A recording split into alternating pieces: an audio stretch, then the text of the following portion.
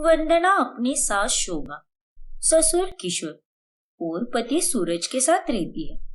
उनके घर पर एक नौकरानी भी किराए पर रहती है, जिसका नाम पायल होता है। उसे काम करने की कोई भी तनख्वाह नहीं मिलती, बल्कि वो काम करके वहीं पर रहा करती है और वहीं पर खाती पीती भी है। और साथ ही वो दूसरे घर के भी काम किया करती है। एक रोज, और ये क्या, ये पायल भी ना, सच में पापा जी के लिए तो इसने बेसन के चीले बनाए ही नहीं और माँ जी के लिए मसाला दूध भी नहीं बनाया इसने। उन्हें दवाइयों के साथ मसाला दूध लगता है और ये बात उसे अच्छे से पता है। हे भगवान!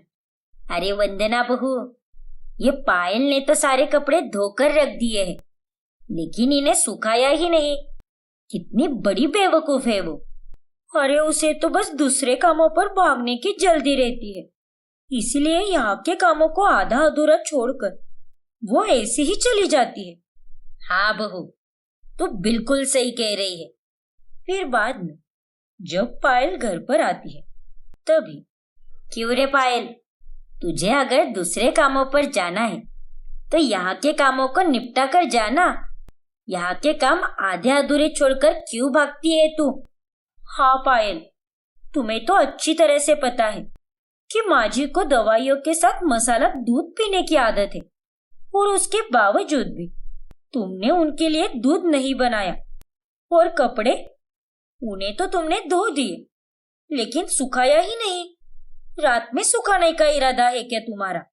नहीं नहीं छोटी मालकिन, वो दरअसल वो ना मैं। हाँ, अब तो तू बस वो ही करती बे। शायद तेरे मुंह में दही जम गया है, क्योंकि अब तो तेरे पास देने के लिए कोई बहाना ही नहीं बचा है। हर रोज का है तेरा नाटक। बस कामों को आधा अधूरा छोड़कर चली जाती है मुंह उठाकर। माफ कर दीजिए बड़ी मालकिन, मैं कल से ऐसा नहीं करेगी। दोनों कामों पर जाने से पहले ही यहाँ के सारे काम निपटाऊंगी और उसके बाद ही मैं दोनों कामों पर जाएगी। गुलाबी वाला प्रामिज। क्या कहा तुमने? ओफो, अरे माँ जी, ये पिंकी प्रॉमिस बोल रही है। अच्छा ठीक है, वो तो कल ही पता चलेगा कि तू अपने शब्दों पर कितनी खरी उतरती है। और हाँ पायल, कल दोपहर को घर पर ताई जी और ताऊ जी आ रहे हैं। 2 दिन वो यहीं पर रहेंगे, इसीलिए कल सुबह तक गेस्ट रूम की सफाई हो जानी चाहिए। ठीक है छोटी मालकिन, हो जाएगी। आप एकदम चिंतित रहिए। क्या? मेरा मतलब निश्चिंत रहिए।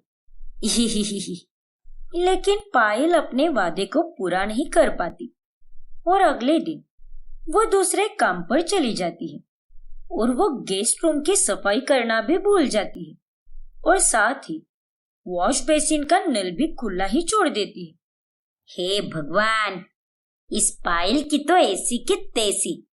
दूसरों के काम पर भागने की उसे कितनी जल्दबाजी होती है। उस चक्कर में तो ये पागल नल ही खुला छोड़कर भाग गई। माँ जी, ये पायल ने तो गेस्ट रूम की भी सफाई नहीं की। अब 2 घंटे में ताऊ जी और ताई जी भी आ जाएंगे। इस कामचोर पायल की तो आज खैर नहीं। आने दो इसे, अच्छे से क्लास लेती हूँ मैं इसकी। फिर शोभा और वंदना को ही गेस्ट रूम की सफाई करनी पड़ती है। फिर थोड़ी देर बाद में पायल अपने दूसरे काम करके वापस घर आ जाती है। माफ करना बड़ी मालकिन, छोटी मालकिन, वो मैं गेस्ट रूम की सफाई करना भूल ही गई। वो वहां दूसरे काम पर भी आज मेहमान आने वाले थे ना, और कुछ ज्यादा ही बर्तन पड़ गए थे, तो वहां पर काम करने में आज थोड़ा टाइम लग गया। अरे नालायक लड़की, तूने तो नल भी खुला छोड़ दिया था। अरे ऐसी कौन सी जल्दी थी तुझे? देखो पायल, अगर तुम्हें यहाँ पर रहना है तो यहाँ के कामों को पूरा करके ही दूसरे काम पर जाना होगा, वरना तुम यहाँ पर एक किराएदार बन के मत रहो। तुम अपना रहने का बंदोबस्त कहीं और कर लो और यहाँ पर सिर्फ काम करने आया करो। हाँ पायल, वंदना बिल्कुल सही कह रही है। अगर तू यहाँ पर नहीं रहेगी तो फिर तो हम तुझे महीने भर की तनख्वाह भी दिया करेंगे। अरे नहीं नहीं मालकिन, ऐसा मत कीजिए। मेरा रहने का कोई ठिकाना नहीं है। मैं ये घर छोड़कर कहाँ पर रहूंगी? प्लीज मुझे यहीं पर रहने दीजिए। देख पायल, अगर तुझे यहाँ पर रहना है तो यहाँ के सारे काम ठीक से करने होंगे, वरना तू दूसरे काम को छोड़ दे। कल से कामों में कोई गड़बड़ नहीं होनी चाहिए, समझ गई तुम? पायल अब फंस जाती है और उससे दोनों जगह के काम हैंडल ना होने के कारण वो काम उसे छोड़ने पड़ते हैं और अब उसे वंदना और शोभा के घर पर ही एक किराएदार नौकरानी बनकर रहना पड़ता है। फिर एक दिन, इस घर में काम करते हुए मैं तो एक छत के नीचे रह पा रही हूँ, अच्छे से खा पी भी रही हूँ, लेकिन पैसों का क्या? मेरे पास तो कोई पैसे नहीं बच रहे। इस घर में मैं जो भी काम कर रही हूँ उसके बदले ये लोग मुझे तनख्वाह की जगह रहने की जगह और खाना पीना दे रहे हैं। नहीं नहीं, लेकिन ऐसे कितने दिनों तक चलेगा? मुझे आगे का भी सोचना होगा और पैसे भी इकट्ठा करने होंगे, फिर चाहे मुझे कुछ भी करना पड़े। पायल अब तिगड़म लगाने लगती है और वो अब घर की घर में ही चालाकी से पैसों को ऐंठने लगती है। फिर एक दिन, जब शोभा पायल को किराने की दुकान से सामान और बाजार से सब्जी लाने भेजती है, तभी किराने का सामान तो ले लिया, अब मैं इन बचे हुए सब्जी के खर्च वाले पैसों को अपने पास ही रख लेती हूँ और घर जाकर सबसे झूठ बोलूंगी कि पैसे कहीं नाले में ही गिर गए। हे। फिर पायल घर जाकर उन दोनों को झूठ बोलती है। क्या कहा? नाले में गिर गए? अरे तुम्हारे हाथों में मेहंदी लगी थी क्या? ठीक से पकड़ नहीं पाई क्या पैसों को? अरे ध्यान कहाँ पर रहता है तेरा? ऐसे कैसे नाली में पैसे गिर गए? सारी बड़ी मालकिन, मैंने जानबूझकर नहीं किया।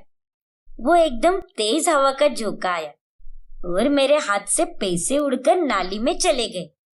वंदना और शोभा दोनों पायल को खूब सुनाती है। अब पायल इसी तरह घर में से कोई ना कोई चीज बाहर जाकर बेचती या फिर अपने पास छुपा कर रखती। फिर एक दिन, जब घर पर कोई नहीं होता, तभी वो सारी रद्दी इकट्ठा करती है और उसे बाहर कबाड़ी वाले को बेच आती है। फिर बाद में, अरे शोभा, मेरे जरूरी कागजात थे, वो आखिर कहाँ रख दिए तुमने? माँ, वंदना, मेरी भी पुरानी कलेक्ट की हुई सारी मैगजीन अचानक से गायब हो चुकी है। अजीब बात है, आप दोनों की ये चीजें गायब हुई है और मेरी तो पुरानी बनारसी साड़ी गायब हुई है। लेकिन मेरा तो पैसों का गुल्लक चोरी हो गया है माँ जी। मैं तो उसमें 1 साल से पैसे जमा कर रही थी। हे भगवान, अचानक से ये सब कैसे हो गया मालकिन? लगता है आप सब अपनी सारी चीजें कहीं रखकर भूल गए हो। हाँ पायल, शायद तुम सही कह रहे हो, क्योंकि पिछले 15 से 20 दिनों से गुल्लक कहाँ पर है ये मुझे भी नहीं पता, क्योंकि मैंने उसमें कुछ पैसे भी नहीं डाले। और तुम्हारी मैगजीन और आपके कागजात, वो तो कहीं भी मिसप्लेस होते रहते हैं। और माँ जी, शायद आप साड़ी भी कहीं पर रखकर भूल गई होगी या फिर आपने किसी को दिया होगा। और वैसे भी आप तो बुआ और उन लोगों को कितनी सारी साड़ियां देती रहती हो, आपको तो कुछ याद भी नहीं रहता। सभी लोग सोच विचार करने लगते हैं। रोज सुबह पायल ही दूध वाले से दूध लेती है और हर महीने उसे पैसे भी पायल ही देती है, क्योंकि घर में इतनी सुबह कोई उठता ही नहीं है।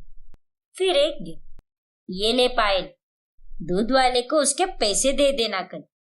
अरे लेकिन बड़ी मालकिन, ये पैसे तो कम है। अरे ऐसे कैसे कम है? मैंने तो एकदम बराबर गिन के दिए हैं।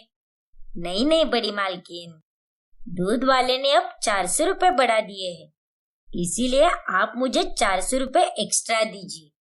क्या 400 रुपए बढ़ा दिए? लेकिन ये कब हुआ? अब सुबह तो आप लोग उठते नहीं हो, तो दूध वाला तो मुझे ही सारी ऊपर की तारीख देगा ना। मतलब? अरे छोटी मालकिन, ऊपर की तारीख मतलब अपर डेट यानी अपडेट। ओफो पायल, तुम तो सच में बोर करती हो यार, बेवकूफ कहीं की। अच्छा ठीक है, कोई बात नहीं। वैसे भी कई सालों से वो हमारे यहाँ पर दूध देता है। 400 रुपए तो 400 रुपए, ये ले, दे देना उसे याद से। हाँ बड़ी मालकिन, एकदम याद से दे दूंगी मैं, आप बेफिक्र रहिए। लेकिन शोभा और वंदना को ये बात पता ही नहीं होती कि पायल ने उनसे झूठ कहा है। ये हुई ना बात पायलिया, इन सबको मैं इतना चूना लगा रही हूँ और ये सब मेरे झांसे में फंस भी रहे हैं। चलो अच्छा है, ऐसे ही मैं थोड़े थोड़े पैसे जोड़ती रहूंगी, कभी चोरी से तो कभी चालाकी से। फिर एक दिन जब वंदना और शोभा दोनों मार्केट में कुछ खरीदारी करने जाती है, तभी उन्हें वहां पर दूध वाला मिलता है। और कैसी हो मौसी जी? और वंदना भाभी, आप कैसी हो? सब बढ़िया है भैया। क्यों रे चैप्टर, तूने तो दूध का दाम बढ़ा दिया और अब हमसे 400 रुपए ज्यादा ले रहा है तू। क्या? ये आप क्या कह रही हो मौसी जी? आपको किसने कहा ये सब? अरे हमारी काम वाली बाई पायल ने कहा हमसे कि तूने 400 रुपए बढ़ाए हैं। अरे ना मौसी जी ना, पायल झूठ कह रही है, ऐसा कुछ नहीं किया मैंने। सच्चाई जानने के बाद शोभा और वंदना हैरान रह जाते हैं। फिर वो दोनों घर पर आती है। तभी पायल को शोभा के कमरे में से संदूक में रखा हुआ सामान चुराते हुए देख लेते हैं और तभी शोभा उसे पकड़कर एक जोरदार थप्पड़ लगाती है। छोरनी कही कि हमें पता नहीं था कि पैसों के लालच में तू इतना गिर जाएगी कि चोरी चकारी करने लगेगी। हाँ पायल, बताओ क्यों किया तुमने ये सब? बड़ी मालकिन, छोटी मालकिन, मुझे माफ कर दीजिए। यहाँ रहकर मुझे तो कोई भी पैसे नहीं मिल रहे थे, बस रहने को छत और खाने को मिल रहा था, इसीलिए मैंने चोरियां करना शुरू कर दिया और पैसों का जुगाड़ करने लगी। लेकिन पायल, अगर तुझे पैसों की इतनी जरूरत थी तो हमसे मांग लेती ना। हम क्या इतने बुरे और निर्दयी है क्या, जो तेरी मदद भी नहीं करते? अरे भले ही तू एक किराएदार नौकरानी है, लेकिन हमने तो हमेशा से ही तुझे अपना परिवार का सदस्य समझा है। लेकिन तू तो एकदम गई गुजरी निकली। लेकिन अब बस, अब बहुत हुआ। वंदना बहू, पुलिस को फोन लगा। नहीं नहीं बड़ी मालकिन, ऐसा मत कीजिए। मैं आपके सामने हाथ जोड़ती हूँ मालकिन, मुझे माफ कर दीजिए और प्लीज मुझे पुलिस के हवाले मत कीजिए। नहीं पायल, तुमने बहुत सारा नुकसान किया है हमारा, और चोरी करना एक गुनाह है और उसकी सजा तो तुम्हें मिलकर ही रहेगी। फिर अंत में पायल को पुलिस गिरफ्तार करके लेकर जाती है और वो अपने किए पर बहुत पछतावा महसूस करती है।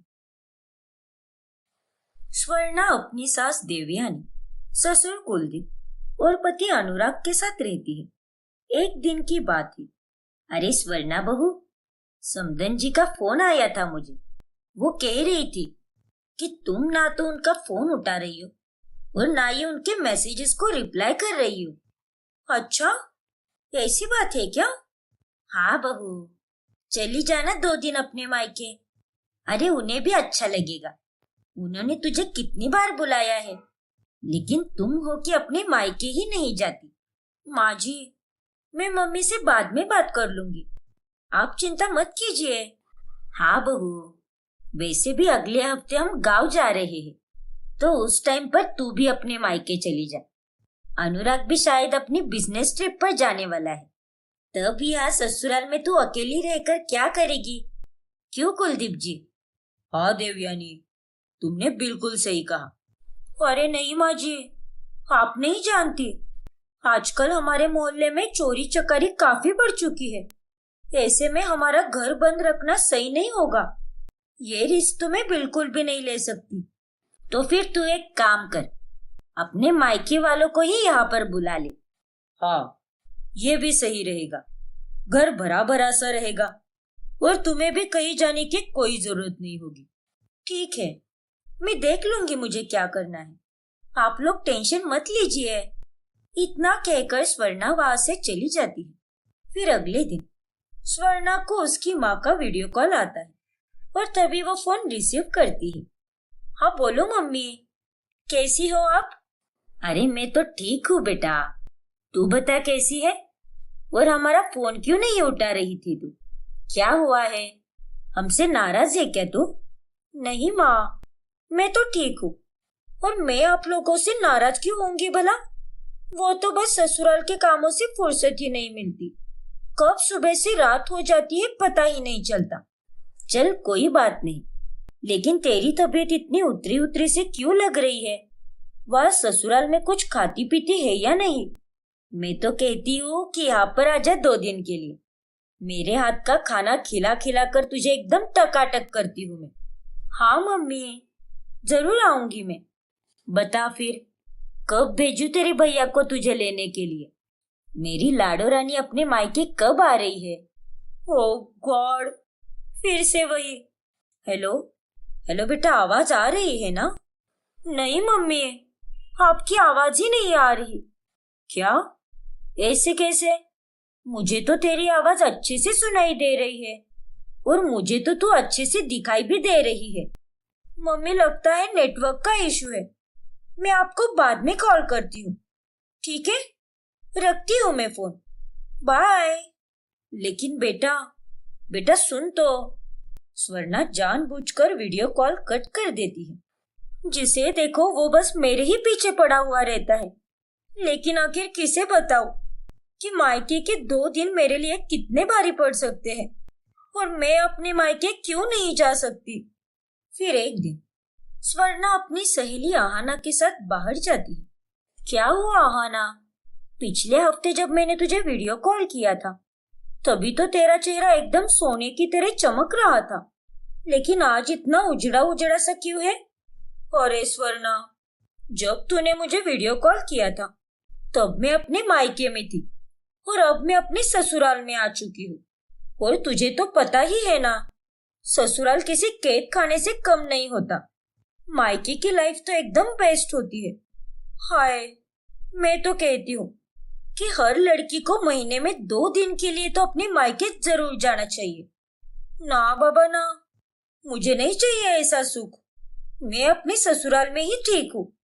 अरे ये तू क्या बोल रही है?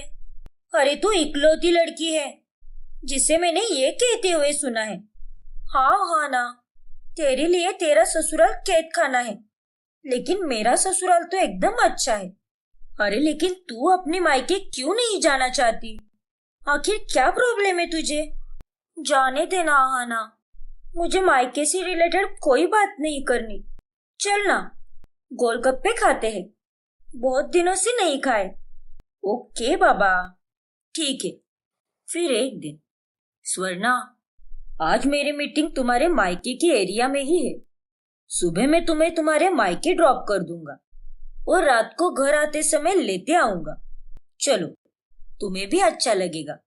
हाँ स्वर्णा बहू, चली जा अनुराग के साथ। और वैसे भी आज हमारा व्रत है, वो सीधे कल सुबह ही खोलेंगे हम, तो आज तो कोई खाना भी नहीं बनाना है। हाँ बहू, तुम्हारे घर वाले भी तुम्हें बहुत याद करते हैं। अरे नहीं अनुराग, तुम्हें जाना है तो तुम जाओ कर आओ, मैं नहीं आऊंगी तुम्हारे साथ। आज मेरी सहेली आहाना का जन्मदिन है और वैसे भी मैं जब अपने मायके जाऊंगी तब लंबे समय के लिए रहना चाहूंगी। 1-2 दिन में मेरा मन नहीं भरेगा। ठीक है स्वर्णा, तुम्हारी बात भी सही है। हाँ अनुराग, अभी के लिए तुम चले जाओ, मैं अगले महीने चली जाऊंगी। अरे महीनों से बस अगले महीने ही करती जा रही है तू, ना जाने कब जाएगी तू। माँ जी, मुझे जब जाना है मैं तब जाऊंगी। आपको मेरे यहाँ रहने से कोई प्रॉब्लम होती है क्या? अगर है तो बता दो, मैं हमेशा हमेशा के लिए चली जाऊंगी। अरे ये तो कैसी बातें कर रही है बहू, मैंने ऐसा कब कहा? देखो बहू, देवयानी के कहने का मतलब वो नहीं था। मैं अच्छी तरह से समझती हूँ कि कौन क्या कहना चाहता है। फिर एक दिन स्वर्णा की ननद अमृता अपने मायके में कुछ दिन रहने आती है। अरे स्वर्णा भाभी, माँ बता रही थी कि आप अभी तक अपने मायके ही नहीं गई। अरे 6 महीनों बाद मैं यहाँ पर आई हूँ और आपने तब कहा था कि अगले हफ्ते आप अपने मायके जाने वाली हो, लेकिन यहाँ पर तो 6 महीने गुजर गए और अभी तक आप अपने मायके नहीं गई। अरे ऐसी बात नहीं है अमृता, मैंने कई बार मायके जाने की प्लानिंग की, लेकिन हर बार ऐन वक्त पर प्लान ही कैंसिल होता गया। तुम्हें तो पता ही है ना, ससुराल में कितने काम होते हैं, और ऊपर से मैं अपने ससुराल को लेकर बहुत प्रोटेक्टिव हूँ। लेकिन फिर भी भाभी, थोड़े दिनों के लिए ही सही, लेकिन आपको अपने मायके जाना चाहिए था। हाँ अमृता, मैं जरूर जाऊंगी अपने मायके, तुम इतनी चिंता मत करो। अब स्वर्णा बहुत ही ज्यादा गुस्सा करने लगती है। जिसे देखो बस मुझे मायके ट्रांसफर करना चाहता है। बाकी लड़कियों के ससुराल वाले उन्हें ससुराल में कैद करके रखते हैं, और यहाँ पर मेरे ससुराल वाले हैं जो मुझे मायके भेजना चाहते हैं। एक नंबर की एंटिक पीस है ये लोग। अरे लड़कियां अपने मायके आराम करने के लिए जाती है, लेकिन किसी को ये बात क्यों नहीं समझ आती कि मैं अपने ससुराल में खुश हूँ, एकदम आराम से हूँ, कुछ काम ही नहीं होता यहाँ पर। तो फिर मैं अपने मायके क्यों जाऊँ आराम करने, जबकि मैं अपने ससुराल में ही आराम कर सकती हूँ। फिर एक दिन अनुराग स्वर्णा से कहता है, अरे स्वर्णा, मुझे आज ही तुम्हारे पापा का फोन आया था। उनका अगले हफ्ते जन्मदिन है, इसीलिए वो ये चाहते हैं कि हम दोनों वहां पर रहने जाए। एक हफ्ते पहले ही बुला रहे हैं वो, लेकिन मैं एक हफ्ते पहले नहीं आ सकता, यहाँ पर बहुत सारे काम पड़े हैं। लेकिन मैं तुम्हें एक हफ्ता पहले छोड़ दूंगा वहां पर, और मैं जन्मदिन के एक दिन पहले ही आ जाऊंगा। अरे नहीं नहीं, ऐसा मत करो, मैं भी तुम्हारे साथ एक दिन पहले ही चलूंगी। मुझे वहां पर एक हफ्ते पहले नहीं जाना है। क्या? अरे ये तुम्हें क्या हो गया है स्वर्णा? तुम क्यों बार बार टालती रहती हो अपने मायके जाना? 1 साल होने आया है, मैं कब से नोटिस कर रहा हूँ। अरे नहीं अनुराग, वैसी कोई बात नहीं है। एक्चुअली इस हफ्ते में थोड़े ज्यादा काम है यहाँ पर, इसीलिए। वो माँ जी और मुझे मिलकर मिठाइयाँ बनानी है, और माँ जी तो पूजा भी करने वाली है, और साथ ही हमें ठंड के कपड़े भी लाने हैं ढेर सारे। लेकिन स्वर्णा बहू, वो सारे काम इतने भी जरूरी नहीं है, मैं उन्हें अकेली भी कर सकती हूँ। समधी जी और समधन जी दोनों तुझे बहुत याद करते होंगे, तुम्हें एक हफ्ते पहले ही जाना चाहिए। हाँ बहू, एक औरत के जीवन में घर का काम कभी खत्म नहीं होता, इसीलिए तुम्हें जाना चाहिए। यहाँ की कोई चिंता मत करो, तुम्हें भी थोड़े दिनों के लिए आराम की जरूरत है। नहीं नहीं पापा जी, मैं नहीं जाऊंगी, मैं तो एक दिन पहले ही जाऊंगी। हाँ बस वरना, बहुत हुआ, बहुत टाल लिया तुमने। बताओ मुझे, क्या दिक्कत है तुम्हें मायके जाने में? अरे ऐसी क्या बात है जो तुम हमेशा अपने मायके का नाम सुन के चिढ़ जाती हो? अरे नहीं अनुराग, ऐसी कोई बात नहीं है। बताओ स्वर्णा बहू, वरना हम तुम्हारे माता पिता से पूछेंगे। नहीं नहीं, उनसे पूछकर कोई फायदा नहीं है। अरे यार, सभी लोग मायके जाकर खुश होते हैं, लेकिन मेरा मायका वैसा नहीं है। मेरे मायके में इतने सारे लोग हैं, दिन रात भैया भाभी के बच्चे चिल्लम चिल्ली करते रहते हैं। ऊपर से पापा और भैया का ऑफिस घर पर ही है, तो उनके क्लाइंट्स का भी आना जाना लगा रहता है। वो घर घर लगता ही नहीं है, प्राइवेसी नाम की कोई चीज ही नहीं है वहां पर। तो आप लोग ही बताओ, क्या करूंगी मैं अपने मायके जाकर? याद तो मुझे भी उनकी बहुत आती है, लेकिन मैं दिन में एक बार तो उनसे बातचीत तो करती ही हूँ ना, तो वहां पर जाने की क्या जरूरत है? देख बहू, तेरी सारी बातें मैं समझ सकती हूँ, लेकिन तू यहाँ पर खुदगर्ज होकर सोच रही है। तुझे अपने माता पिता के पास नहीं जाना है, लेकिन उन्हें तो तेरी याद आती होगी ना, तो तू उनके लिए चली जा 2 दिन। हाँ बहू, अभी देख, अमृता को अपने ससुराल गए 2 दिन नहीं हुए, लेकिन फिर भी हमें उसकी याद आती है। अरे तुम तो उनकी बेटी हो। जैसे हमें अमृता के लिए लगता है, वैसे उन्हें भी तुम्हारे लिए लगता होगा कि 2 दिन अपनी बेटी के साथ गुजारे। 2 दिन में कोई आसमान टूटने वाला नहीं है स्वर्णा। तुम किसी और के घर नहीं, बल्कि अपने खुद के घर जाने वाली हो। तीनों की बातें सुनकर स्वर्णा को बहुत बुरा लगता है और उसे अपनी गलती समझ आती है। आप तीनों की बातें सुनकर तो मुझे बहुत शर्मिंदगी हो रही है। मैंने हमेशा केवल अपने बारे में ही सोचा है, लेकिन कभी अपने मम्मी पापा के बारे में नहीं सोचा। हाँ बहू, घर में जब तक माँ होती है तब तक मायका मायका होता है, लेकिन एक बार माँ चली जाती है ना, तो वो मायका सिर्फ एक घर बनकर रह जाता है। हाँ माँ जी, मेरी आंखें खोलने के लिए बहुत बहुत शुक्रिया। मैं अब अपने मायके जाकर रहूंगी, और 2 दिन के लिए नहीं बल्कि 2 हफ्ते के लिए जाऊंगी। जी भर के रहूंगी अपने मायके। और इस तरह स्वर्णा की आंखें खुल जाती हैं और वो अपने माता पिता के लिए अपने मायके जाकर रहती है। चंपा का बेटा वीरेन शहर में नौकरी करता है। चंपा उसके ब्याह के लिए गांव में लड़कियां ढूंढ रही होती है, लेकिन एक दिन अचानक से वो खुद ही एक शहरी लड़की से शादी करके आता है। उसका नाम रितिका होता है। दया रे दया, ये का कर दिया तूने बीरेन बिटवा? अरे गांव की सारी लड़कियां मर गई थी का, जो तू इस शहरी लड़की से बिया करके आया? तोहर अम्मा एकदम सही बोले थे बिटवा। अरे ये लड़की को तो देखो, कैसन छोटा कपड़ा पहन के आई है। छी छी छी। अम्मा, बाबूजी, शहर में तो यही फैशन है। और रितिका शहरी जरूर है, लेकिन वो दिल की बहुत अच्छी है। हम दोनों एक दूसरे से बहुत प्यार करते हैं। नमस्ते अम्मा। नमस्ते बाबूजी। अपने बेटे के खातिर चंपा और बलवंत दोनों रितिका को बहू के रूप में स्वीकार कर लेते हैं। अगले दिन सुबह चंपा रितिका को सुबह 4:30 बजे उठा देती है और उसके हाथ में लोटा पकड़ाती है। क्या हुआ है अम्मा? आपने ये लोटा क्यों पकड़ा दिया मेरे हाथ में, वो भी इतनी सुबह? दया रे दया, अरे नास पीटी, जल्दी चल। गांव की सारी औरतें खेत की तरफ बढ़ चुकी है। हमारी टंकी भी एकदम फुल हो चुकी है। अरे नहीं, इसका मतलब हमें खेत में जाकर टॉयलेट और बाथरूम करनी है। हाँ रे, अब चल जल्दी। जो कि रितिका के पास अब कोई विकल्प नहीं था। उसे चंपा के साथ खेत में जाना ही पड़ता है। उसे चूल्हे को फूक फूक कर खाना बनाना पड़ता है। मिक्सर की जगह सिलबट्टे पर मसाले कूटने पड़ते हैं। नल की जगह हैंडपंप से पानी निकालना पड़ता है।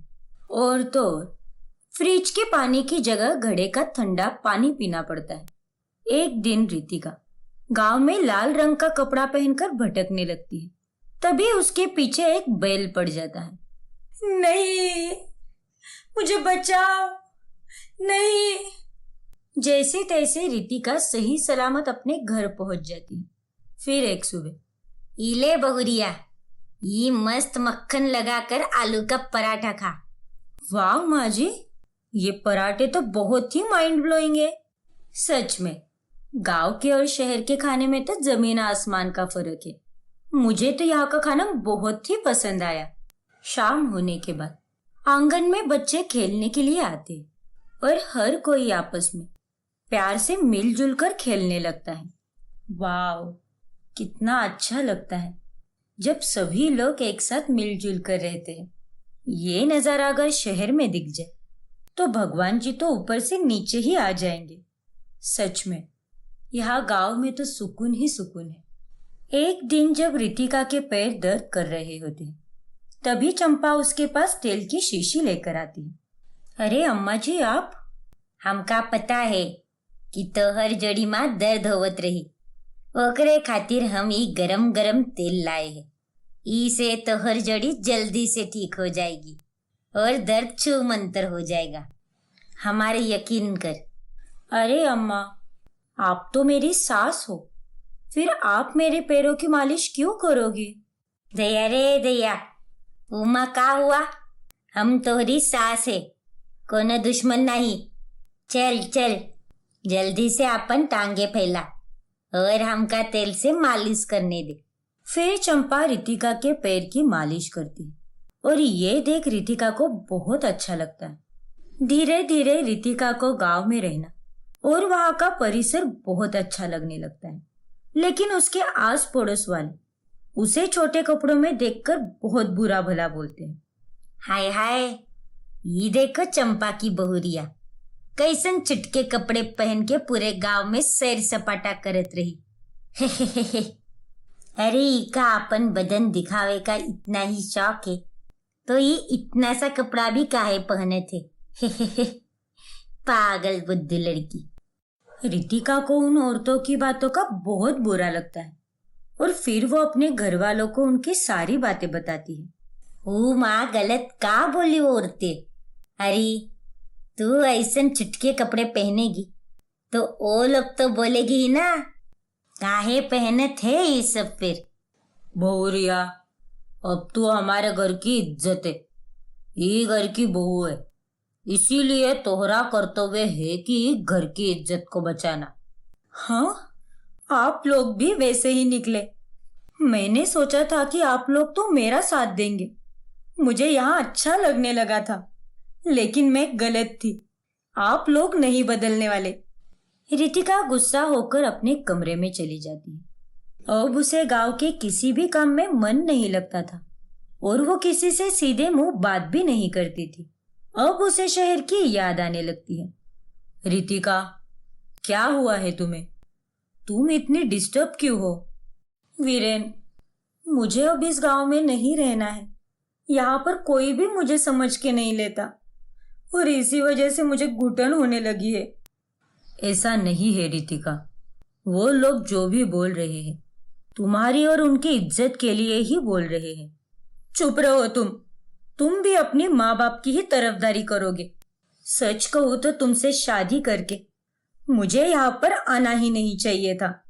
एक दिन चंपा रितिका को तबेले में जाकर गाय का दूध निकालने को कहती है। ओ बहुरिया, जा उन गौ माता का दूध निकाल कर ला। मैं कहीं नहीं जाने वाली और मुझे उन गाय का दूध निकालने में कोई इंटरेस्ट नहीं है। मैं अब ये गांव छोड़कर जा रही हूँ।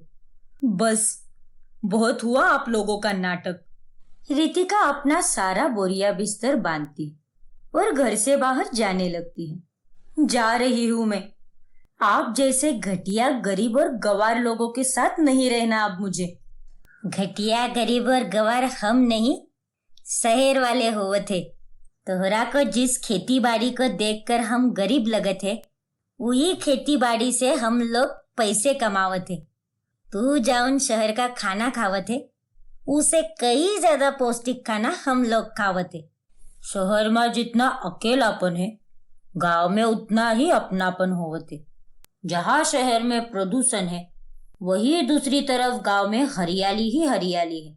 गांव शहर के मायने में कहीं ज्यादा अच्छा और सुंदर है। जा बहुरिया जा, वो अकेलापन में, वो झूठे रिश्ते के पास, झूठे दोस्तों के पास अपने गांव को छोड़कर चली जा। रितिका को चंपा और बलवंत की बातें सुनकर बहुत बुरा लगता है और गांव की अहमियत का पता चलता है। मुझे माफ कर दीजिए अम्मा बाबूजी, मैं गलत थी और मैं ये जानती हूँ कि गांव शहर से हर मायने में अच्छा है। मैं तो बस आप लोगों पर गुस्सा थी, इसीलिए मेरा यहाँ पर मन ही नहीं लग रहा था। लेकिन अब मेरी गलती मुझे समझ आ गई है। मैं अब इस गांव को छोड़कर कहीं नहीं जाऊंगी और आप लोगों के साथ यहाँ पर खुशी से रहूंगी। उस दिन के बाद रितिका अपने सास ससुर और पति के साथ गांव में ही रहने लगती है और गांव के रंग में पूरी तरह रंग जाती है।